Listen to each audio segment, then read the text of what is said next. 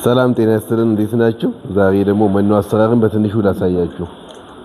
ይሄኛው ኖርማል መኖ ማድለቢያ ይባላል። ያው ስንሰራ ምንድነው የምናደርገው? ይሄውን የአንድ በሬ ነው።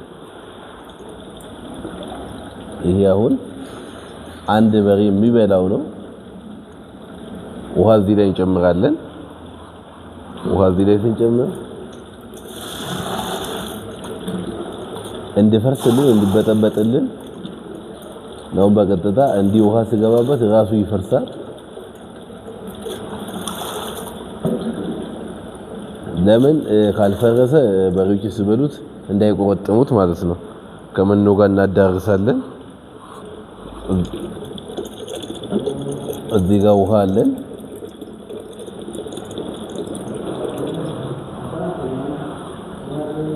እዚህ ጋር ኖርማል መኖ አለ። አሁን 2 ሰዓት ነው። ወደ ውጪ የወጡት ይሄኛውን በልቶ ነው፣ ሳርን በልቶ ነው ወደ ውጪ የወጡት። ይኸውላችሁ ኖርማል መኖ ውሃ ውስጥ በቆየ ቁጥር እንደዚህ ይሆናል። እንደዚህ ነው የሚፈርሰው። እዚህ ላይ ፍሩሽ ኪሎ እንጨምራለን። አሁን እዚህ ጋር ላለው በሬ አልተሰራ። እዚህ ጋር ላለው በሬ አሁን እንሰራለታለን። እንግዲህ ወይ ጨው ሲጨመርበት ላሳያችሁ።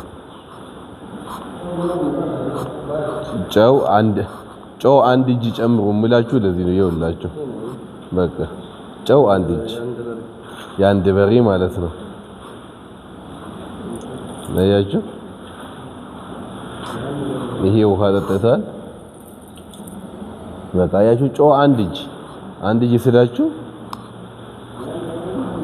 ጅኛዋ ማለት ነው የሚጨመረው። ውሃ አለ። ቤታችሁ ሙሉ ለሙሉ ጸድቷል። አሁን ይሄኛው ይኸውላችሁ ፈርሷል።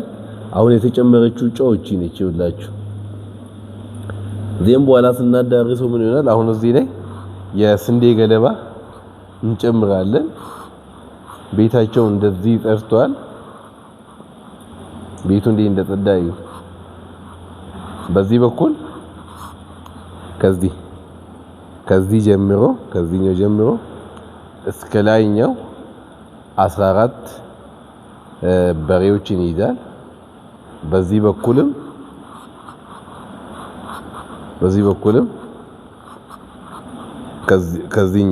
ከዚህኛው ጀምሮ እስከ ላይ 14 በሬዎችን ይይዛል። በአጠቃላይ 28 በሬ ይይዛል እና እነዚህም እዚህ ጋር ትንሽ ምንድነው ነው እዚህ ጋር ሲሰራ ከዚህ ቦታ እሺ እስከዚህኛው ትንሽ ሜትሩ አንሷል። ይኸውላችሁ ይሄኛው በመሃል የሚሄደው ቦይ እዚህ ጋር መምጣት ነበረበት፣ ግድግዳው ጋር ማለት ነው። ሲሰራ ትንሽ እሱኛው ስህተት ተፈጥሯል። እዚህ መሃል ላይ አይደለም መምጣት የነበረበት፣ ወደ ጥግ ነበር መምጣት ያለበት። ወደ ጥግ ይመጣና ፍሳሹ ምን ይሆናል? ፍሳሹ ይኸውላችሁ በዚህ በኩል ወደ ውጪ ወደ ተዘጋጀበት ቦታ ሽንት በዚህ ነው ወደ ውጪ የሚሄደው፣ በዚህ በኩል ማለት ነው ወደ ውጪ ይወጣል። ስለዚህ የተሰራውን መኖ መጀመሪያ ያስቀመጥነው መኖ መፍረሱን ላሳያችሁ። ቆይ ምን ያህል እንደፈረሰ በኋላ ፊኖ እንጨምርበታለን። ይኸውላችሁ በዚህ በኩል ላሳያችሁ። ቆይ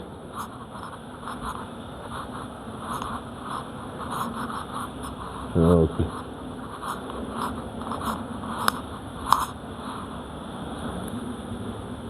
አያችሁት?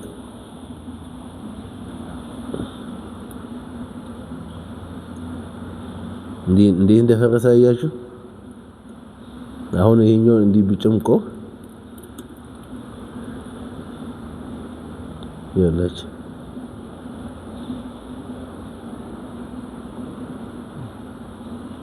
አያችሁት? ይሄ ምን አለው? ካልሲየም አለው፣ ፋት አለው፣ ፕሮቲን አለው፣ ብዙ ነገር አለው ይሄኛው ነገር። ስለዚህ ምን ይባላል? ኖርማል መኖ ይባላል። 2 ሰዓት ስለሆነ እስከ 4 ሰዓት ውጪ ይቆያሉ። ምናልባት የሚታያችሁ ከሆነ ውጪ ላይ ይውላችሁ። አሁን የስንዴ ገለባ ነው የምንጨምረው። ይሄ የአንድ በሬ ነው። ምናልባት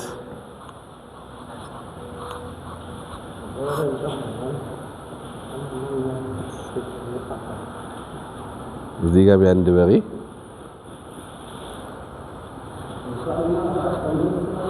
አያችሁ፣ ይሄኛውን አንድ በሬ ነው የሚበላው። ይሄ ሙሉ ለሙሉ አንድ በሬ ይበላዋል። ይሄኛውንም ብዛቱን እዩ። ምናልባት ቤታችሁ ላይ ለበሬዎቻችሁ የምትሰሩ ሰዎች እንዴት እንደምትሰሩ ባላቅም ግን ብዛቱ ይሄን ይመስላል። ይሄኛው ማለት ነው የአንድ በሬ ይሄን ይመስላል። ከስሩ እዚህ ጋር ይውላችሁ ያሁኑ ቅድም ያልኳችሁ መኮሮኒ መሳዩ ኖርማል መኖ እዚህ ጋር ይገባል። ቀጣይ ደግሞ ፊኖ እንዴት እንደሚገባ አሳያችኋለሁ። አያችሁ እዚህ ጋር የስንዴ ገለባ ምን ያህል እንደተፈጨ አያችሁት። ኦልሞስት ዱቄት ሆኗል ማለት ትችላላችሁ። ይውላችሁ አያችሁት፣ ይሄ የስንዴ ገለባ ነው። ራሱን ፍሩሽካ መሳይ ነው። የተፈጨ የስንዴ ገለባ ነው ይሄኛው። አያችሁት፣ እዚህ ጋር ይሄኛው መኖ አለ። ከዚህኛው ጋር እኩል ሲቀላቀል ይሁን እና መኖ አሰራር ይሄኛውን ይመስላል። አሁን የኖርማል መኖ ከስር ያለው እሱኛውን የማዳረስ ነው። ፍሩሽኬሎ ሳትጨምሩ በፊት ነው እንዲህ የሚዳረሰው። ልክ ቅድም ያሳየዋቸው ይሄ መኮሮኒ መሳዩ ማለት ነው። እሱኛው መጀመሪያ በውሃ ማፍረስ ብያችኋለሁ። ውሃ ከተዘፈዘፈ በኋላ እንዲህ ነው ከስንዴ ገለባ ጋር በደንብ የሚታሸውና የሚዳረሰው። ይሄኛው ከታሸና ከተዳረሰ በኋላ እዚህ ላይ ፊኖ እንጨምራለን ማለት ነው። እዚህ ላይ ፊኖ ይጨምራል። ውሃ አለው። ከዜን አሁን ምንድነው የምናደርገው? እዚህ ላይ ፊኖ እንጨምራለን ማለት ነው። እዚህ ላይ ፊኖ ይጨምራል። አያችሁት? ፊኖአቺ ነች ጤፍ መሳይ ነች። ይኸውላችሁ እንዴት እንደሚዳረስ